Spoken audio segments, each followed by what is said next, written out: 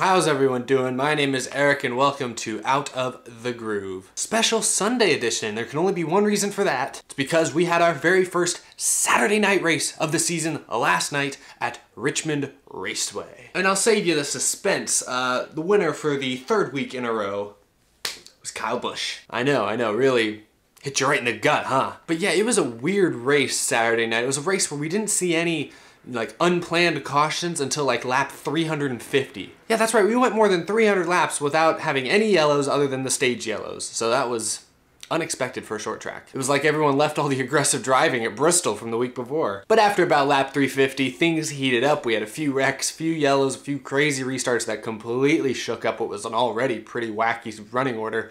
And the finishing order honestly didn't really reflect the way a lot of these cars ran throughout the night. So Kyle Busch obviously won, but I'm gonna talk a little bit about some of the surprises, some of the key takeaways I had from this race. So let's jump right in. I feel like for this, the smart thing to do would be to pull up the finishing order, at least the top 15 or so, which is what I'm gonna put right here next to my rundown. And I'm gonna talk about some of these drivers because like I said, this finishing order didn't really reflect how a lot of these cars ran throughout the evening. So I'm gonna talk about the notables on this list. Obviously Kyle Busch winning, that was one finishing result that kind of we saw coming. We expected Gibbs to be really strong at Richmond. They've been really good at short tracks for years now. Kyle Busch has been really good at this track. He's coming off back-to-back wins at Texas and Bristol, so he's been on a roll. He didn't have the dominant car by any means. He did not lead the most laps in this race, but he definitely had one of the best cars by the time the sun went down later in the evening. And ultimately, his pit crew helped him hold on and get the lead during some of those late race yellows. He was able to control all the restarts, and that turned out to be key because he just jumped out on there on every single restart. Nobody ever had a chance of catching him. So Kyle Busch winning the race. Gosh, I'll talk a little bit more about Kyle Busch at the end, but Kyle Busch is on a roll. A lot of people want to talk about Chase Elliott finishing second. He started this race in second, and I had high hopes. If you watched my live stream from the other day, because I know I did not do an Out of the Groove last week predicting this race because I did not have time. Wow, just horn just honked. I think the house must be on fire. But anyway, no, Chase Elliott.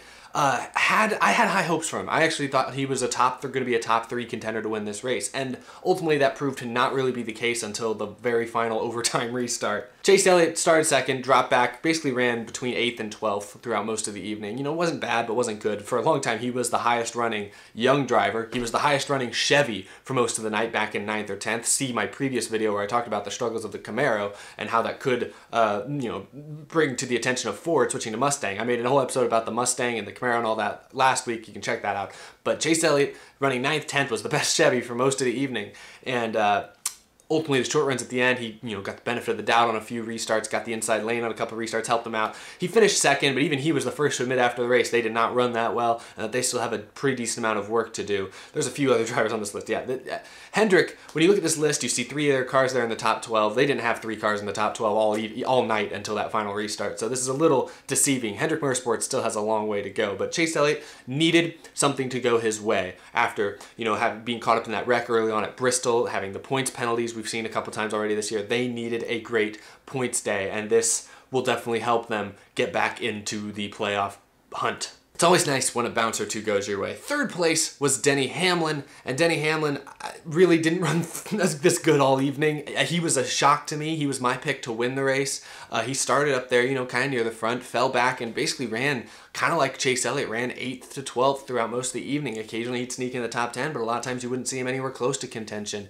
He really was a non-factor throughout the entire evening, but thanks to some good pit stops, because the 11 team has probably the best pit crew on pit road, thanks to some good pit stops, some solid restarts, he gets himself a top 3 finish, which, again, he was the first to admit that's not as good as they ran all evening. So Denny Hamlin, he'll take it. He doesn't have a win yet this year. Good points day, I guess. Joey Logano and Kevin Harvick, 4th and 5th. Now, these two drivers, these finishing orders are probably worse than where they ran for a lot of the evening. Kevin Harvick was an interesting story. The Stewart-Haas cars looked really strong in Stage 1 and Stage 2. You had Boyer up front. You had Kurt Busch leading a lot of laps. You had Eric Almirola working his way through the field up into the top 5. Kevin Harvick, meanwhile, was kind of lurking 5th to 10th for most of the night, and then he had a issue on pit road. What else is new? Had to come from behind again, and ultimately got back up into the top 5. I don't remember if he led any laps, but he was up there battling for the lead for a while. He looked like he might be a top 3 contender by the end of the race, and then this finishing result of 5th, maybe not quite as good as he was hoping for. Joey Logano finishing 4th. He was a top 3 car most of the night. He won both Stage 1 and Stage 2, so that 22 car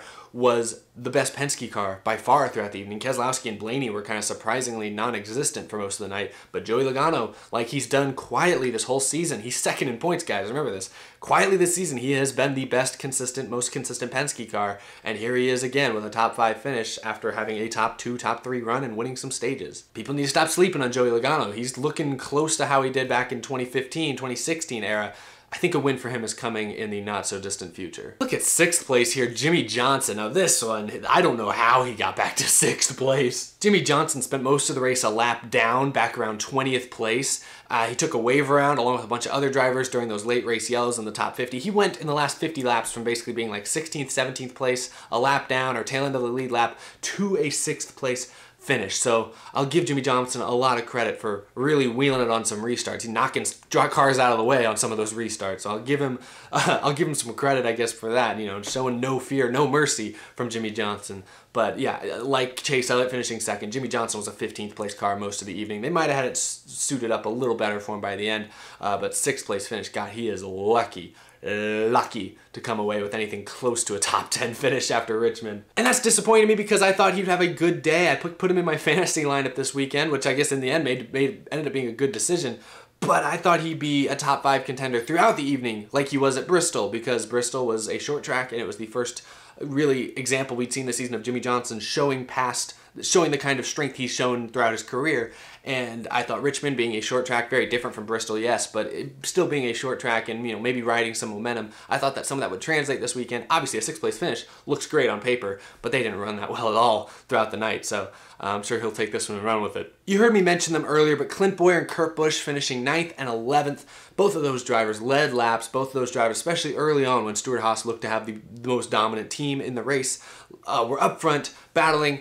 Kurt Busch had pit road issues. Clint Bowyer fell back on restarts. They just didn't get the finishes they worked for. Kurt Busch also looked surprisingly close to getting a win this season at Richmond, so that's maybe we'll see some more strong runs from them in the near future. I want to talk a little bit about William Byron. Sure, he finished 12th, which isn't super great, but this was probably from top to bottom his best race I've seen from him in the Cup Series. I know Chase Elliott finished 2nd and then Jimmy actually finished 6th, but William Byron was the best Hendrick car for a lot of the evening. Especially early in the evening, he was up there, top 5, top 6. He was passing guys like Martin Truex. He was making moves. He was hanging right with the leader. Then a pit road penalty. He fell back in traffic, and he never really worked his way back up there super efficiently. Like how we saw, you know, in the initial start, Kyle Busch started 32nd in this race, rocketed through to the front. We didn't see that from William Byron. William Byron had to kind of methodically pick his way through slowly and steady. Towards the end of the race, in those final 50 laps where we had a lot of yellows, he was up kind of in the top 5, top 10, had a couple bad restarts. He had one restart, I don't remember exactly which one, but I remember he was suddenly stuck on the top of 4 wide at Richmond, and that's never going to work very well for you.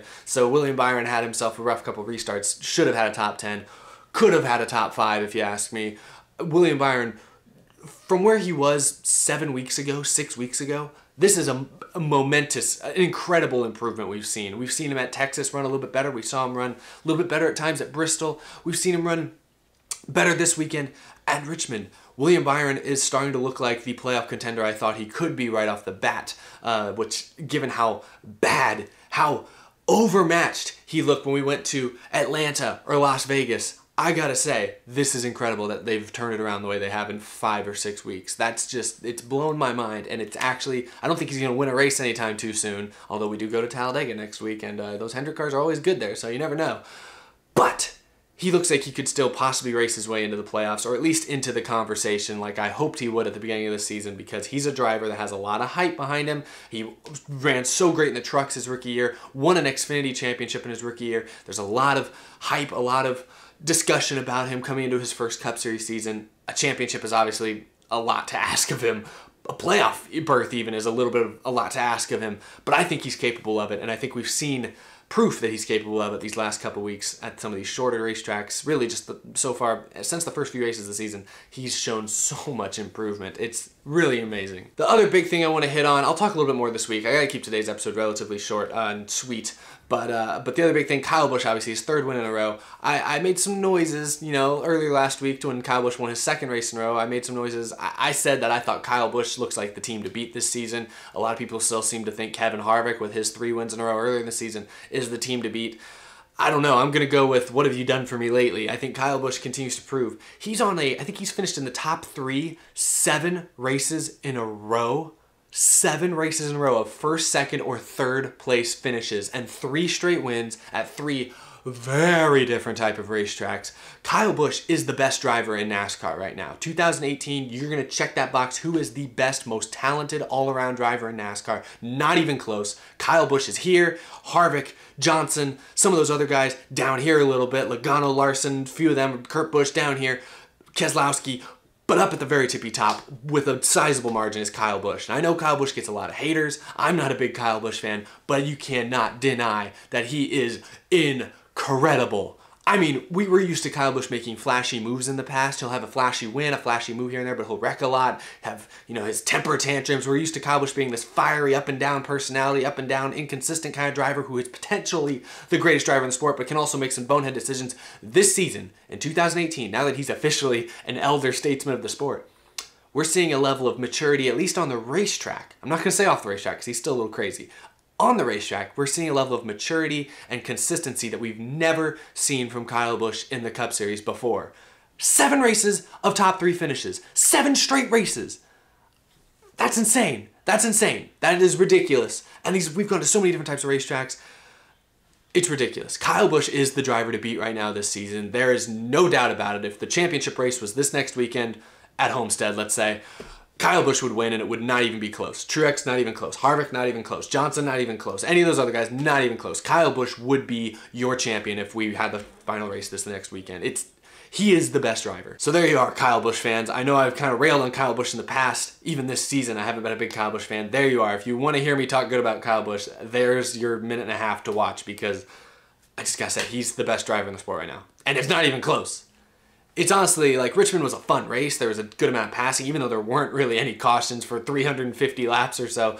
It was still a fun race. There was a lot of lead changes. But at the end of the day, when Kyle Busch got in the lead, you just knew it was over. You just knew it was over. Even when Chase Elliott with his good short run car shot into second place, I knew it was over. There's no way anyone was catching Kyle Busch at that point. Nobody. It reminds me of kind of how I felt about Jimmy Johnson, in the late 2000s when he was in the middle of his big championship streak. When Jimmy Johnson got to the lead, you didn't feel like you had any hope of catching him. It felt like it was over by the time he got to the lead. I'm feeling that way about Kyle Busch right now. So anyway, I just thought I'd throw that out there. I'll have a lot more to talk about from some of the other storylines, other stories that come out throughout this week. I'll do another episode in the middle of this week, so you guys can look forward to that. But yeah, Kyle Busch, 3 wins in a row. Crazy. So anyway, guys, that is my show. Thank you so much for watching. Thank you so much for all the support. You can follow me on Twitter at Dex Racing. That's in the description. Do a podcast every Wednesday at 8 p.m. Eastern Time with Danny and Jarrett. This week will be on Danny B Talks' channel. You can check that out. Last week it was on my channel, and you can go back a couple videos. We had Real Radman on, which was really awesome. He was on for the last 2/3 of the show, which was really great. Thanks again for him coming out.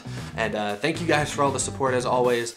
More episodes of this every week, and W Cup Series stuff. I know I haven't talked about that much, but there is some news coming up for that for this summer, so stay tuned for that if you're a fan of those, because it's been a long time, but we might be bringing it back for a little bit more action this summer, so keep your eyes out on that. And thanks for all the support, everybody. I'll see you again later this week, real soon. Have a good one.